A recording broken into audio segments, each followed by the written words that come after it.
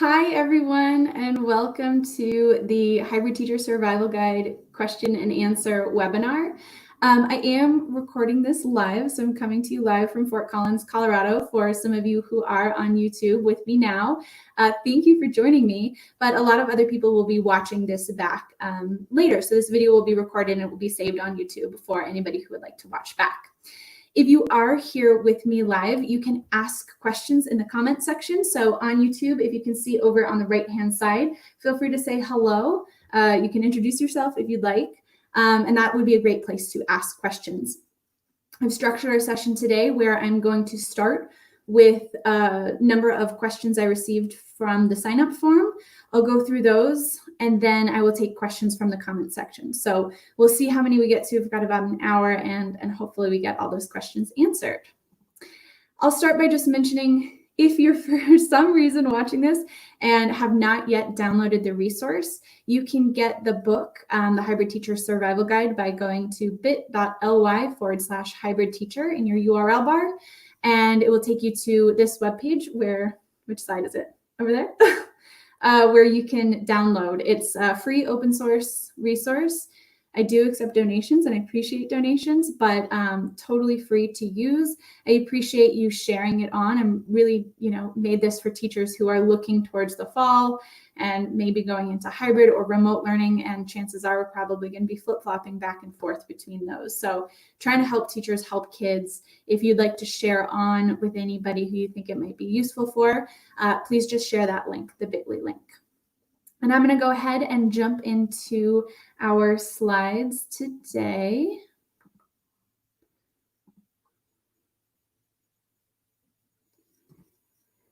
Again, my name is Emma Pass. If you have not already found me on Twitter, I'm at Emma B. Pass. That's where I post, most of my information and my updates. I am a part-time EdTech trainer. I'm Google Certified Educator Trainer Innovator, and spend some of my time doing sessions like these virtually, and before the pandemic, kind of traveling around the country, delivering training sessions for teachers, particularly in how to use technology in the classroom.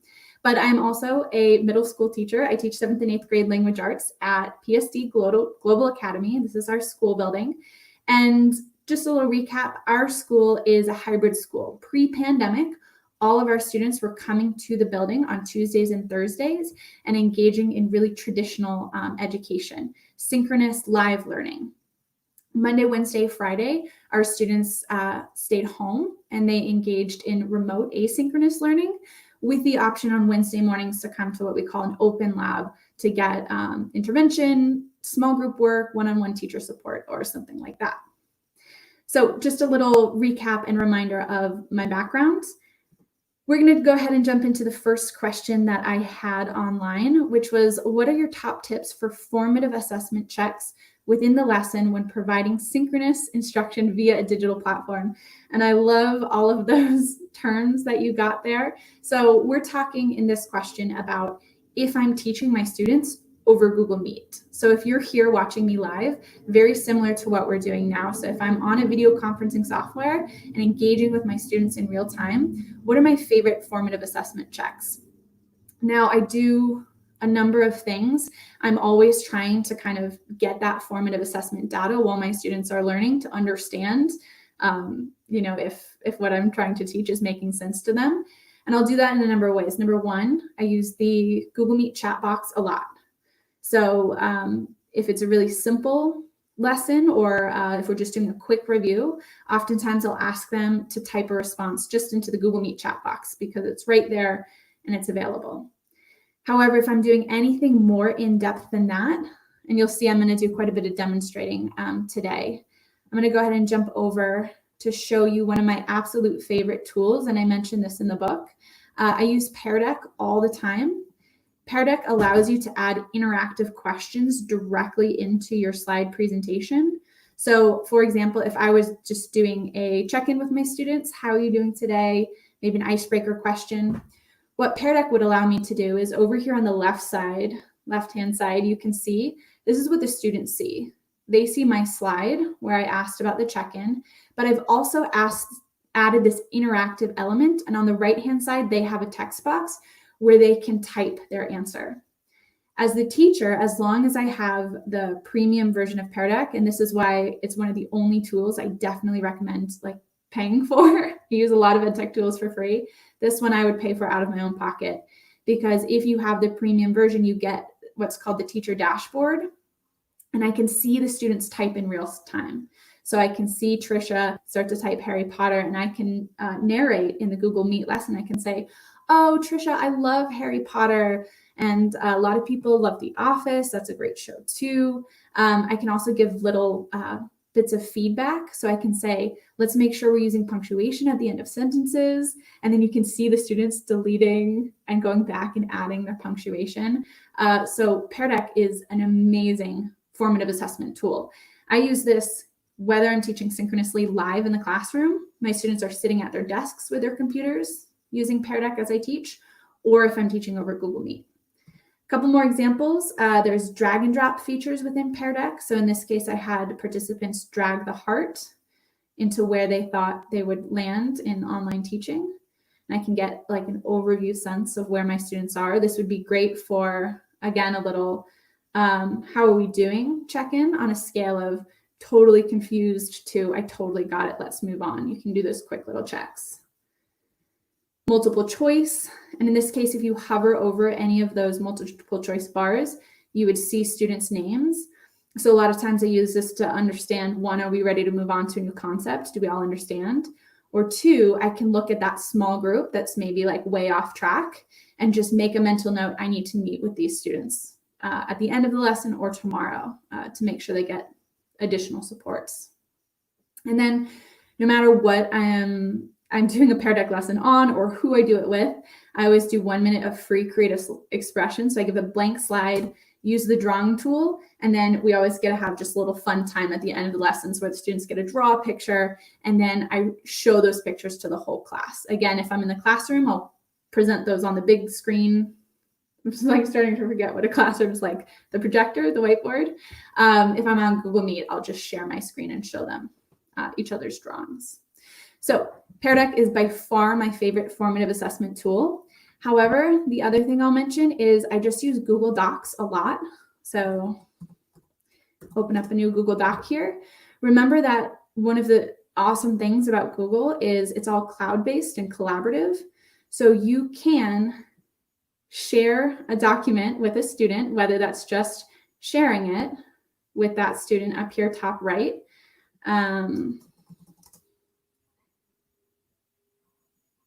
Right here, so you could share a document with a student, or you could assign a document to a student on Google Classroom with that make a copy feature. And really what that's doing is it's adding both the teacher and the student equally onto the document. So sometimes I have 30 Google documents pulled up. Each student is writing in their own document, and I'm clicking in between tabs to monitor their work. So if we're doing a written paragraph piece of work or something like that, I can see all those documents at the same time as they write and give that feedback as they go. So I could jump on a student's doc, right click comment, and give feedback in real time over here on the side. So those are just a couple of my favorite ways to do some formative assessment checks with synchronous online learning. The next question is, I currently use Google Classroom and my freshman students have a hard time with the organization or tracking of assignments. Any ideas? I normally have it set up so it's art project tutorials and quizzes. So I'm assuming this teacher is an art teacher. And they're kind of asking, I think, about organization on Google Classroom, particularly when we're either in a hybrid or a remote environment. So let me show you what I do in my own Google Classroom. This is actually not the one I use with my students, but just a demo class that I've set up. So within Google Classroom, we're talking about the classwork tab. And you can see here, the main organization feature within Google Classroom are these headers. They're called topics, and you can create them from that big plus sign, that topic button. And it's really our primary organization structure. There are a lot of learning management systems that will give you like folders and subfolders, and you can get like super, super organized. Google Classroom, we've got topics. So you have to be really intentional with how you use those topics. And a lot of different schools do it a lot of different ways. When I was full-time in the classroom, I did it similar to how this art teacher was talking about. There was a section for bell ringers, there's a section for classwork, there's a section for homework, section for tests, right? Categorizing more by assignment type. However, in my hybrid school, what I would recommend is organizing more by day or date. So in this case, you'll see some teachers use even a today header, and they will put the work that's meant to be done on that day under that section. And then they remove it at the end of the day. So to remove, all you have to do is click, hold, drag and drop, and you can pull your assignments into different sections. So let's say today is Friday. Under today, you have 2 things for Friday. So the students know they go to classwork, they go to today, there's their work. It's a little bit more work on the teacher's end to have to remember to move those assignments out of the today tab, which is why I don't use the today tab. I only organize by week. So the current week is at the top. We number it by week number, and then we also by unit. Underneath the topics, you can also get kind of specific with how you organize in how you label assignments. So here we see I've got this Monday asynchronous lesson. If I go ahead and edit that, with the title, I actually get even more specific, and I put the week number in front. So it's the 12 Monday, or at my school, we actually just do 12M is how we code it. So the students know that this is week 12's Monday's assignment. And then we label it by whatever type of assignment it is. So this is either the asynchronous lesson, the synchronous lesson, or whatever type of assignment it is. The other thing you might consider in terms of organizing, especially if you're doing A-B grouping in your hybrid model, is assigning it just to the students who are doing it that day. So over here on the right-hand side, you have an all students button. You can unselect everyone and just select those students in the A group. So hopefully that helps a little bit in how to organize better in Google Classroom, especially for asynchronous learning or remote learning from home.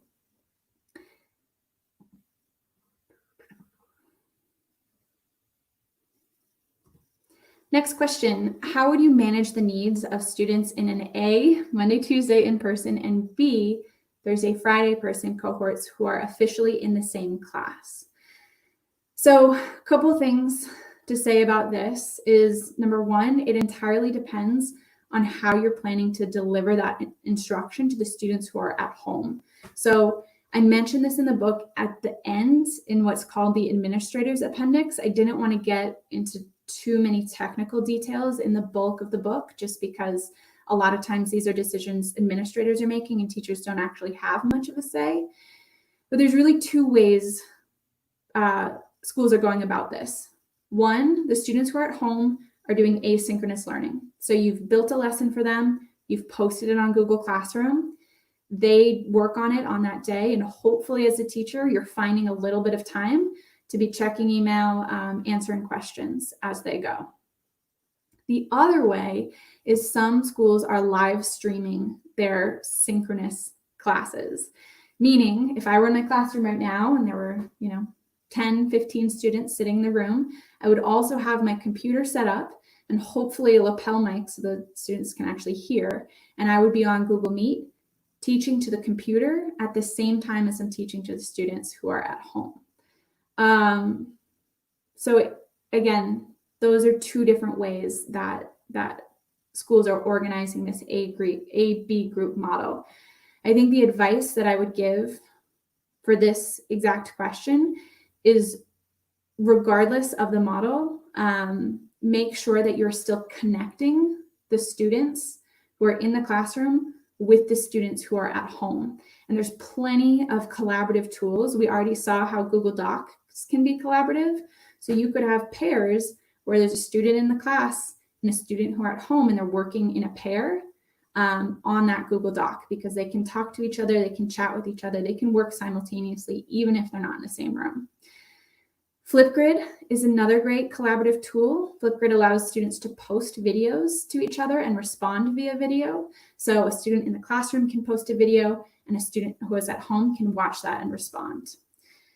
Padlet is another great one, collaborative kind of chalkboard, corkboard style, where students are contributing wherever they are. Or consider just doing a really quick daily or weekly Google Meet for the students who are at home and the students who are in the classroom, similar to how in elementary you would do, and I always get this wrong, a morning meeting.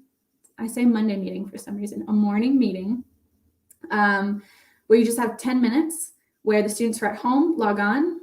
You can say hello to everyone in the class. Maybe you do a little sharing of work, do an icebreaker question, do an online game that everyone can kind of connect with, and just figure out a way to bridge that at home and in class piece so that you still feel like you have one cohesive group. And that's what I would say. Next question is a big question. How do I manage all of the grading and provide feedback to students in a timely manner in a hybrid model? I struggled with this during our school closure in the spring. I felt like I was constantly checking students' work, commenting on their assignments, and then tracking down any students that were missing work. Are there any systems that you use to develop that help you provide feedback efficiently? Yeah. Number one, I would say this is just tough, regardless if you're in a hybrid model or not, right? It's hard to keep up with all of the work our students are doing. So first and foremost, I would just say choose carefully what you decide to give meaningful feedback on. I think sometimes as teachers, we feel like we need to provide feedback on every single piece of work, or we need to grade every single piece of work. And I don't think that's the case. I think, holding students accountable as much as possible is good, but there are different levels to which we can do that. So here are some of the things that I do. And let me jump back into my Google Classroom to show you this. I grade in two different ways. I grade either on a 2-point scale or a 4-point scale. 2-point scale means 2 points, it's done, it looks good, you kind of hit the target. 1 point means you did it, but you need to redo it because either you're missing a lot or you really didn't meet the kind of goal I was trying to set for you. And a 0 means it's missing. So on a lot of assignments, especially if you just taught in class all day and you need to check on that asynchronous work, I jump into it, view assignment, and I'm going, and instead of 100 points, let's go into the gradebook tab here. I'm scrolling through. Let's see, Eliza's peanut butter and jelly lesson. You can get a little taste into the kind of silly things I do when I'm training teachers. I scroll through and I'm looking and I see I asked for feedback on slides 5 and 6. There's none there. That's a 0. Next. And then I scroll on and I can scroll down and quickly glance at Gerald's work. And let's say he did answer 5 and 6 and I say, great, he did that. That would be a 2, and so on and so forth.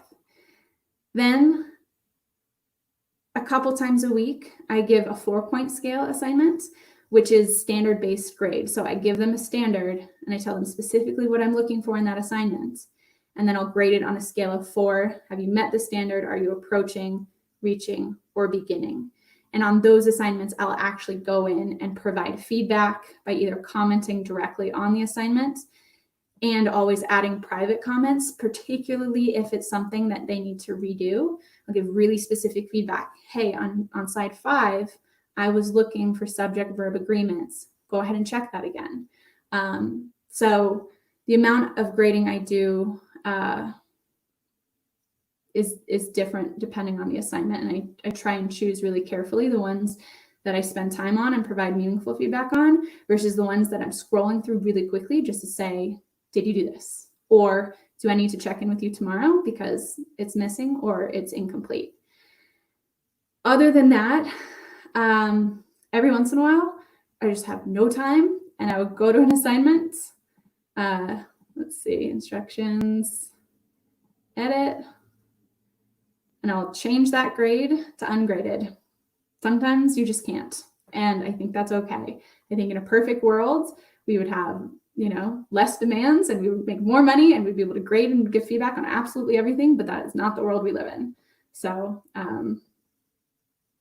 that's my philosophy. Again, Google Classroom grading window is such a time saver to be able to scroll from student to student, look down at those assignments, glance, scroll, also saves a ton of time. So those are probably my biggest pieces of advice there.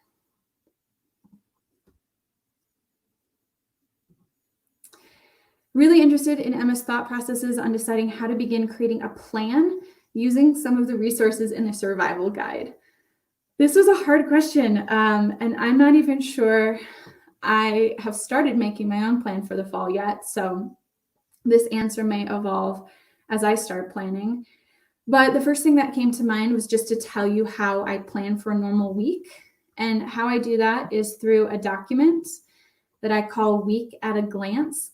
I think there's a template linked to this in the book. If not, more than happy to share this in the comment section on YouTube.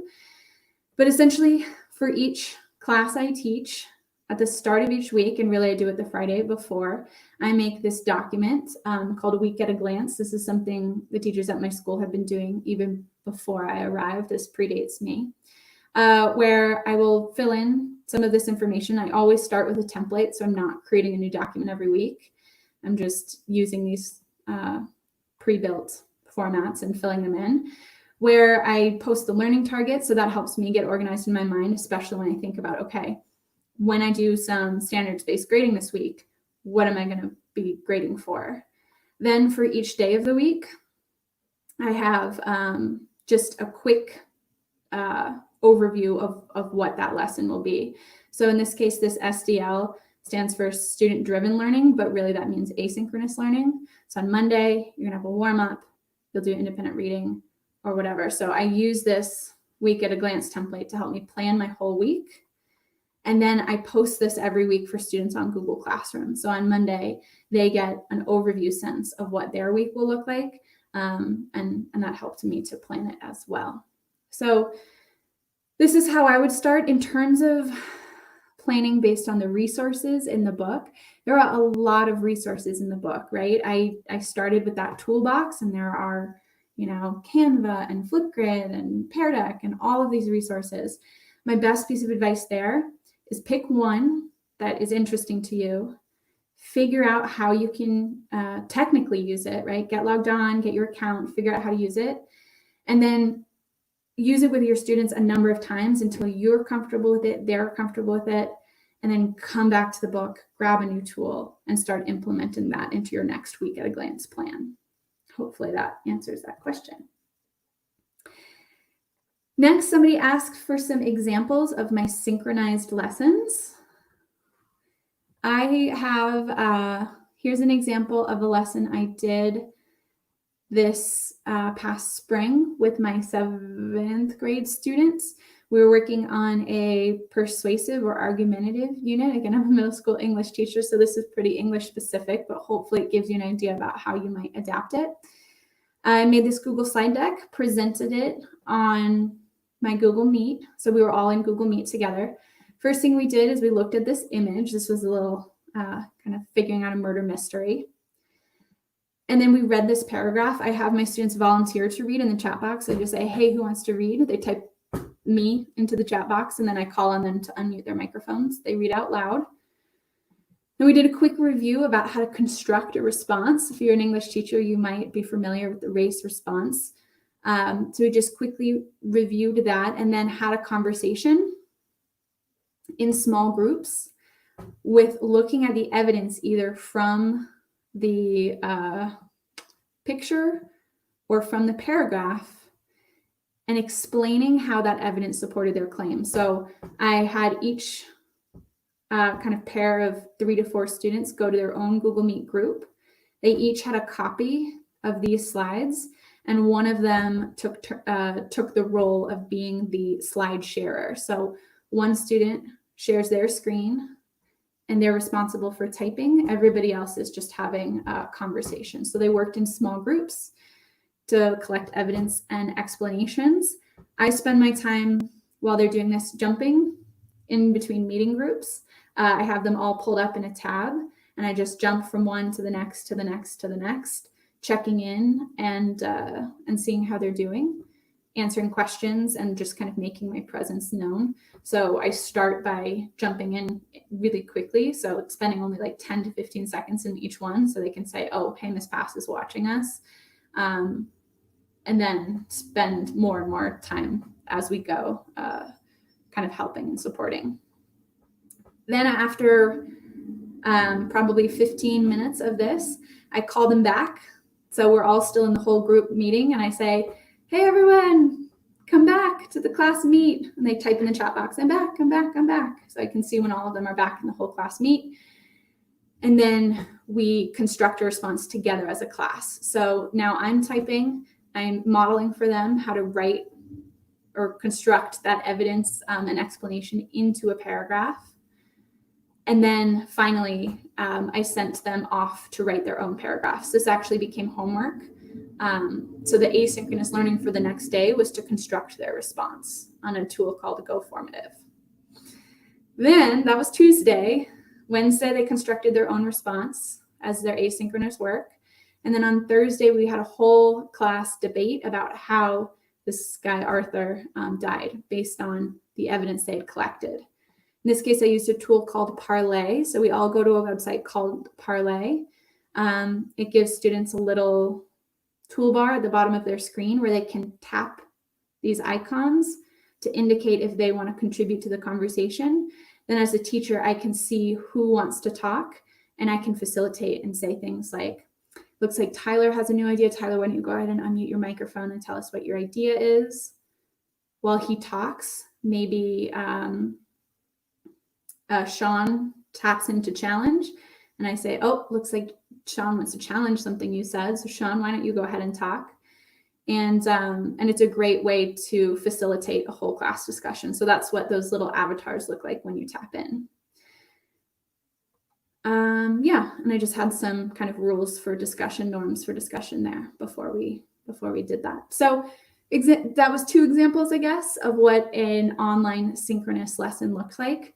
Again, really not super different than what I might do in the classroom, just figuring out what tools can help support me do it online. So using small groups in Google Meet to do group work, and using a tool like Parlay to have that whole class discussion.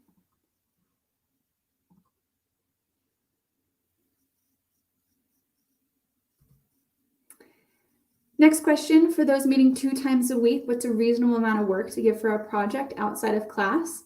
I think this will be really age dependent. For our middle schoolers, we try to give 1 hour per work for an asynchronous day for their core subjects. So that's 4 core subjects, 4 hours of computer time per day. That's English, math, science, and social studies.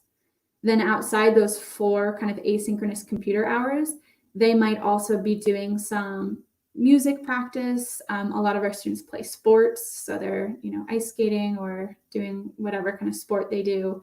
And they might have additional kind of hobbies or activities that brought them to our hybrid model in the first place. Older students might be able to do a little bit more than that. Younger students maybe a little bit less, but again, 4 is what we use in our middle school. And then this question was also really similar. How many hours a day do you spend on the computer? Do you find it hard to adjust being online for long periods of time? So me personally, again, it totally depends on the day, but I do have days where I spend like 6-7 hours on my computer, like talking to a screen, similar to how I'm doing now. I definitely found it hard to adjust at first. You get used to it the more and more you do it. Some advice I have, you might be able to see that I'm standing right now. I don't have any fancy standing desk equipment. My computer's just propped up on a ledge, on my window ledge, and I'm standing up. So that helps. I'm wearing blue light glasses. I wear them all day, which helps kind of limit that effect of looking at a screen for so long. Taking paper notes as you work also helps kind of reset eye fatigue when you're looking at a screen for so long. So I also have paper always next to my computer to kind of help give my eyes a break from just staring at the screen. And then the second part of the question, feels wrong to put students in front of the screen for so much time. How do you balance? Again, we limit our assignments for an asynchronous day to 4 hours.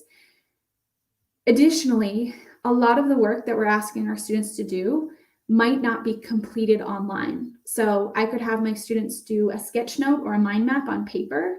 They get the instructions online, but they're actually completing the assignment on paper. You might have remembered from the book, sometimes I'll give a choice board that gives a choice to complete an activity that does not involve the screen and a choice that does involve the screen. And so students choose which they'd rather do. In the case of the sketch note on paper, I would just ask that my student take a picture of it and attach it to the Google Classroom assignment so that I can grade the work. The next question is, what have you found helps students best understand directions? 90-second videos, visuals. Yes and yes, short videos and visuals for sure.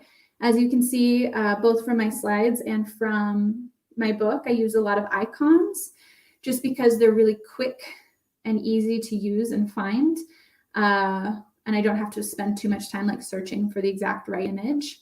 I use a website called the Noun Project. I pay for it. It's actually not too expensive and they discount for education. I think it's $30 a year for unlimited icon use, or it's free if you cite the artist with your noun, with your icon. So quick example, let's say we're teaching a lesson on, all I can think of is murder because I just did that whodunit. Inspector. Let's see. So if I wanted to find a noun for that whodunit activity, I would just have to right-click copy and paste that into my presentation. Again, I can do this because I pay for it, but if you wanted to use it for free, you would just go in, cite the creator here, and download the image from the page. The other thing I do, so images, yes, for sure. I like to use icons. The other thing I do is I post videos. I'm usually recording my own video with Screencastify, Chrome extension that I mentioned in the book. So especially if I'm asking my students to do an activity online and they might need some direction or demonstration, I'll record that video for them, put it in the Google slide, and here's the key. I ask a comprehension question to make sure that they actually watch the video, because for some reason, a lot of my middle schoolers just skip the video. And I'm like, why didn't you watch the video? And they're like, I don't know. I don't want to turn the sound on. Like, what? You need to watch the video. It's the whole thing. So adding these comprehension questions into the slide deck to make sure they actually watch the video. I also mentioned in the book using Edpuzzle or PlayPosit as an alternative. It uploads your videos and you can ask questions directly within it and you can see if your students actually watch your videos. So yes, videos, yes, short videos. I also mentioned this in the book, but just as a quick demonstration, with all videos in Google Slides, you have this format option box. And over here under video playback, you can determine where you want your video to start and end. So if you do want to just chunk them into 90-second videos, you can say, okay, we're going to start this at 0 and we're going to end this at 1:30. And then it will automatically pause that video at 1:30. And then maybe at that point, the student's answering that comprehension question. And then you could duplicate the slide and do 1:30 to 3 minutes in the next chunk, or however you want to do that. One other thing about instructions is I also always summarize the instructions in a separate slide. Reason being, not to get them to skip the video, because they do have to do that. They have to answer that comprehension question. But it's really annoying if you're just looking for some basic instructions and you have to go back into a video and rewatch. So I just bullet the key points for the students to refer back to afterwards. And that is how I help students understand directions.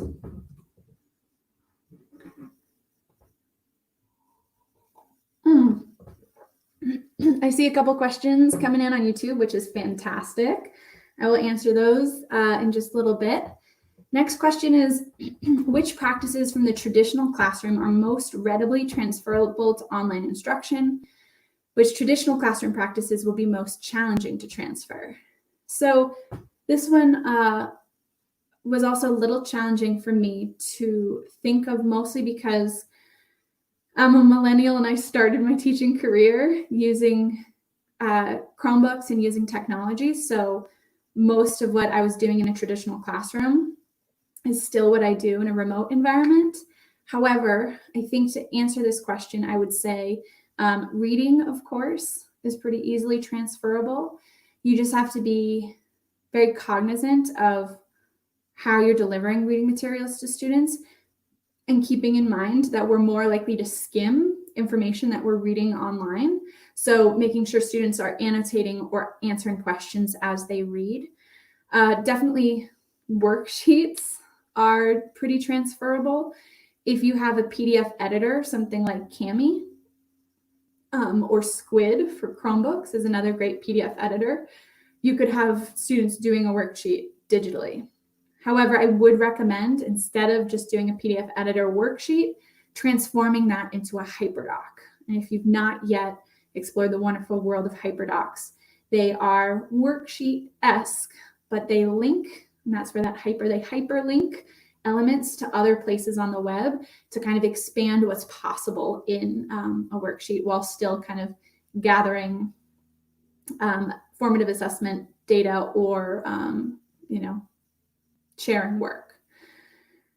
Most challenging to transfer over, definitely group work is a little bit more challenging to transfer over. Any of that like in-person interactive stuff is more challenging. However, I will say I have yet to find any activity that I loved to do in the classroom that I can't do online. I think there are tools that make almost anything possible. But it is challenging to kind of learn those tools and figure out which ones work. So group work for sure is challenging. We should see in the fall, all video conferencing platforms have a breakout button for students. Whether or not those are accessible to teachers because we have to pay for them is a question. But in the book, I link to a blog post where I talk about how I use a Google Doc and I link to different Google Meet groups in order to do small group work. Movement-based activities, obviously more challenging. I also say in the book, I really encourage you to incorporate movement into your online lessons. So whether that's just stretching together as a class at the start of the online synchronous lesson, I do things like run and grab a spoon from the kitchen, come back and show me. Someone on Twitter today said they have students have to go touch 3 walls in their house, but the walls can't be adjoining in any way. So anything to get your students moving. It is possible when you're doing remotely, but maybe a little bit more, takes a little bit more thought and intentionality. Okay. How do you best facilitate and organize guided reading and math groups using Zoom? Same answer again, and because we've talked about this a few times, I'm going to go ahead and show you my group doc for group work. So this is what my group doc looks like when I'm doing small group work. Just a Google Doc with a 3-row table. The first is linked to the Google Meet, so students click there and they're in their meeting room. The second is linked to any resource that they might need. In this case, I had a Google slide deck for each student group, so they could all get on the slide deck together and they could all contribute answers at the same time. And then below that, I have the group members' names. I used a tool called Flippity to randomly sort group members, but you could also just type their names into that doc. So I get this all set up before the lesson. Then after we do our community check-in, after we do a little movement exercise, after we take a deep breath together, we go into this group doc. I share the link to with all of them. They all get on it find their meeting room, find their link. And then again, I spend my time jumping in between meeting rooms to help students as we go.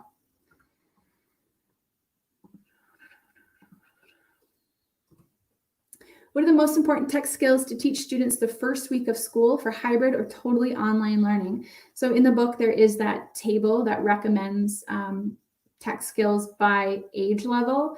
That was a pretty rough estimate, especially because I'm not an elementary teacher. I've taught a little bit of high school, but less familiar with elementary. However, what I would say from my experience, first and foremost, students need to know how to communicate with their teachers. So what style of communication do you want them using? Is it email? Is it adding comments in Google Classroom? And make sure they're really comfortable and practiced at communicating with the teacher. And then number two, whatever your learning management system is. So again, if it's Google Classroom, make sure they know how to access their work, how to add comments, how to communicate with their classmates, how to see their to-do list, how to see their calendar, right? All of those tools that will help them stay organized and access their work, particularly if they are at home that day. And then beyond that, which are probably the obvious things, I'll tell you some of the important tech skills that we've found in our hybrid environment. One is being able to screenshot, because a lot of times we need evidence of their work that they've done. And it's not as easy as typing a paragraph in a Google Doc. So our math teacher does have our students do a lot of con or big ideas math. And oftentimes she'll have them take a screenshot of, the screen that says, congratulations, you finished this activity, here's your score. And their assignment is to just upload that screenshot image to the Google Classroom assignment. So screenshot is a big important one. The next one is how to share a link. You may or may not be familiar with the trials and tribulations of sharing a link, but up here in our URL bar, this is typically where we go to share links, right? If we find a great article or recipe, we're just grabbing this link up here. However, if you're logged into a program where you're creating, oftentimes Google, or it might be something like Canva or somewhere else, this link will take you to your account. And the person who tries to click on it won't be able to see it because they're not logged into your account. Instead, you need to get a shareable link over here in the top right in Google Docs or Slides. You have that share button, and you can grab a link that's shareable. So teaching students the difference between a shareable link and a regular link, and making sure when they're turning in work via link, it's the right one. I was about to say there's nothing more frustrating. There's a lot that's more frustrating, but it is frustrating to get a whole lot of work from students that you can't open, because you might, when you're ready to grade, you're like sitting down, you're like, all right, I've got 2 hours, I'm just going to grade all this. And you can't open half of it. It's frustrating. So make sure that they know how to share their links. Next question, how does the hybrid model work if students do not have Chromebooks that they can bring to the classroom?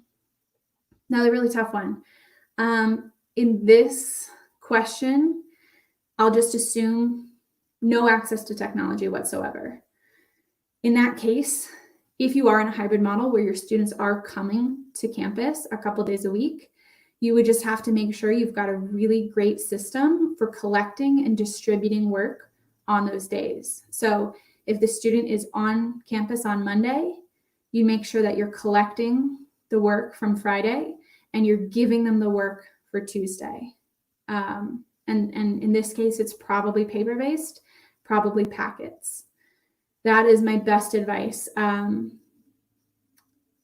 think packets are a fine kind of Band-Aid solution for students who don't have access to technology reliably and need, to be able to access their learning. So in that case, I would just do paper back and forth. It's going to be challenging. My district just announced that if we collect anything in paper from our students, we can't physically touch it for 3 days. So if that's the case, right, you run into an additional challenge. You might have to figure out different health and safety protocols, like wearing gloves, in order to grade that work and give that kind of more immediate feedback in that case. The other thing I would just mention is Neverwhere. I talk about this a little bit in the book, but essentially what it is it's a software that takes an old computer. So if you have a really old Mac or PC that's just super slow, super bogged down, and it's hardly usable, what Neverwhere will do is it will wipe your computer completely clean of all its software, all of its files, and it will just load what's called Chrome OS, which is the software that Chromebooks operate on, which is just basically a window to the internet. A lot of students just use Chromebooks for learning, and this might be a solution. So if you can find a donation of a really old computer or a cheap one somewhere, you can wipe it clean, turn it into a Chromebook that might be usable for that student. It's free to use Neverwhere for just an individual device. If you want to be able to manage the device, there is, I think it's $7. Neverwhere might have to watch this and comment in the comment section per device. But there's a free edition. So I have done this to an old computer. It works great. It gives a really old computer that I would have otherwise, donated new life. So that might be something to consider if you've got a school or a class or just a couple individual students who need devices.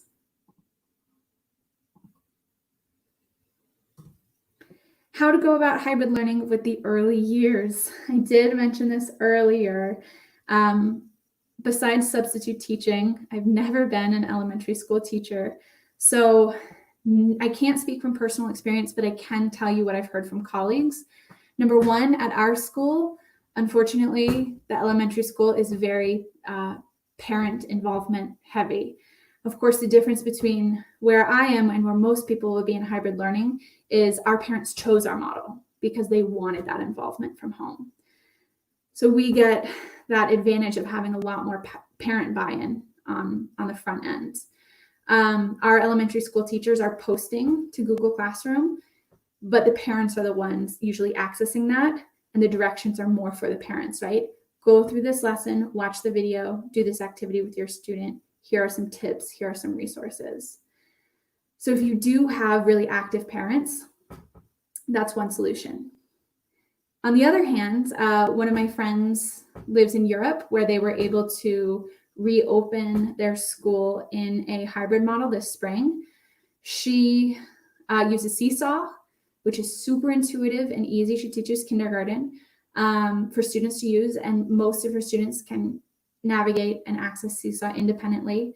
And she does very simple asynchronous lessons with her students. So things that they can access and work through independently without a lot of parent involvement. So I mentioned in the book, she thought making pancakes was going to be a really popular lesson, but what she found is doing a simple coloring activity had way more participation because the students could do that on their own. So best advice, if you don't have that parent engagement, participation, use a tool like Seesaw that your students can learn and navigate and do really simple asynchronous activities with them. If you are in that hybrid model, again, really try to connect with those students who are at home. So again, my friend in Europe mentioned she wished she had done a daily Google Meet with the students who are at home, just to keep that classroom community. I think she did hers twice a week, but she said she would do it every day if she could do it again. And they just did check-ins, dancing, stretching, kind of, again, social, emotional connecting online. Alrighty, we have 10 more minutes. I am going to mention this piece and then I'm going to answer questions that I see on the chat. I have at least two. If you have questions at this point, go ahead and throw them in there. I am offering some back to school boot camps and trainings. So if you saw anything I did here or kind of want more step-by-step hands-on experience in any of these areas, this might be something to consider. The first one will be Tuesday, August 4th. This is getting organized with Google. So like foundations, organizing your Drive, your Gmail, learning about the tools in G Suite, just kind of getting set up to create in Google. Then that same day in the afternoon, I'll do Google Classroom 101. So this will actually be like the beginner and the more intermediate advanced session rolled up into one. Everything from setting up a classroom for the first time to some of the more advanced tools and features. The next day, I will do a whole session on Pear Deck. So I mentioned Pear Deck at the beginning of the session. Again, this will be getting set up on Pear Deck, learning how to use it, and create those interactive lessons. Later that same day, we'll do tools to facilitate discussion, both for synchronous and asynchronous learning. Those are the tools like Parlay, Flipgrid, and Padlet that I mentioned. And again, the session will teach you how to, get logged on, create, set up, share, all that good stuff. And then the last day, I'll have an asynchronous teaching online with Google Slides. So how to build your own asynchronous lesson if you are posting work for students to complete independently on that day. And then finally, a session that I'm excited about, where I'm just trying to push myself to look at the future of education and look at, some kind of cool and interesting things that we can do in education with technology. You could sign up for an individual session if you would like, or I have a back to school boot camp, which is all of those sessions plus extra kind of like boot camp check-ins and question and answer sessions for the entire 3 days. Additionally, if you are watching this and you're administrator at a school, I also offer custom PD for schools and districts, and you can just contact me via my website if you're interested in any of that. So in the last few minutes here, I'm going to jump back into our YouTube window here, and let's see what kind of questions we have. Lindsay said, I'm curious how to manage group projects in a hybrid setting with some students just on virtual. So I talked about this a couple times, but I'll also just mention, let's see, you're gonna watch me kind of find something here. I'm gonna post this in the comment section. I have a blog post where I go into step-by-step detail about exactly how I put together that group activity. So here it is, called Group Activity over Google Meet. And you'll see I go through step by step with images exactly how I set this up. So hopefully that helps you. And let me just name this group work. There we go. Next question comes from Rebecca. When you use slides or other links like Pear Deck in a synchronous lesson, do you usually share those slides on Classroom ahead of the time for kids to open, or share the links in the chat as you go?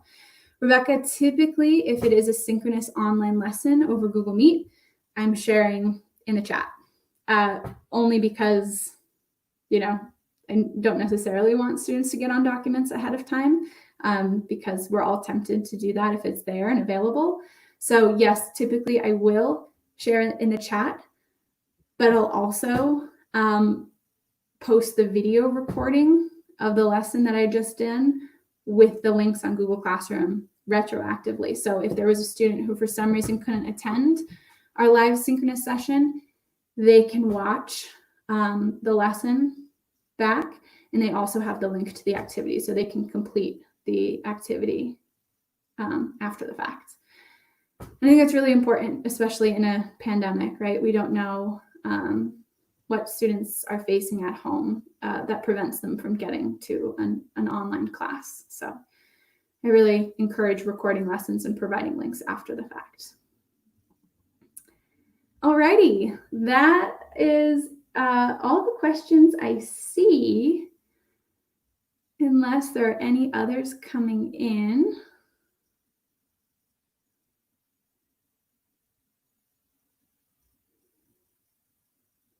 Okay, in that case, thank you for coming if you are here live, or thank you for watching back if you are watching after the fact. Again, if you have not accessed the resource that I refer to in this video, you can find that at bit.ly/hybrid teacher. And I hope to see some of you in the future, whether that is in a training or on Twitter or somewhere else.